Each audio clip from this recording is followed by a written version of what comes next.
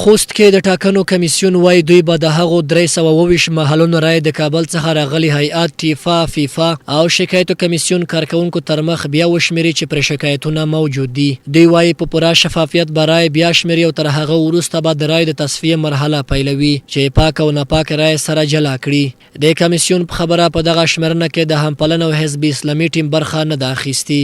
موږ په خوست کې 320 محلات لرو چې هغه باشماري او تفتیش سره راغلي دي.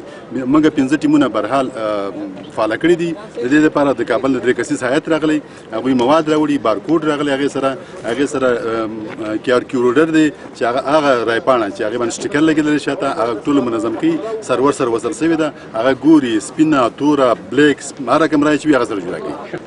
تر اوسه پورې چې موږ دا شمارنه شروع کوله د دې نه مخکې موږ سره ټول ستادونه موجود وو.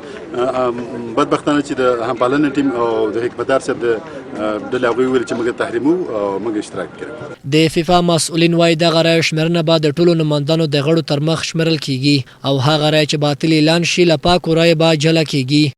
د ټاکنو خپلواک کمیسیون پر وینا دوی یی چې 320 محلات دي چې هغه کې بعض ستونزې چې مخکې مې یادونه وکړه د هغې ستونزې مشکلات په اساس باندې فعلا دوی 320 محلات تفتیش او بازشماري کوي.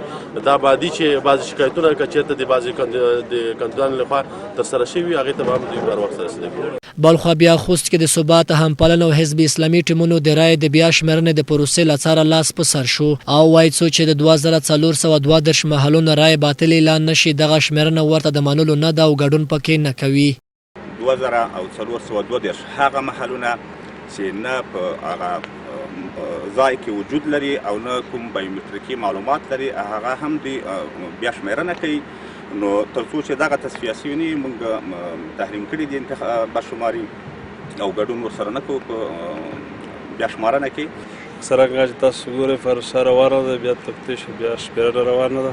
موږ په دې کې خپل پریکولونه اعلان کړو، په دې تحریم وکړلو، په دې ګډون نه کوو تر څو چې هغه رای پاک دي رفاقونه جوړ شوي دي تصفیه شوي دي ته هغه د ولسمشرۍ ټاکنې د میزان په 8مه په ټول هیواد کې ترسره شوې او د انتخاباتو خپلواک کمیسیون ویل چې لومړنۍ پایله به د میزان په 20مه اعلان کړي، خو اوس د لړم د 20مه د پایلو د اعلان نیټه ټاکلې چې لا هم برخلیک نه دی معلوم. شیرین درمان، میلمه راډیو، خوست.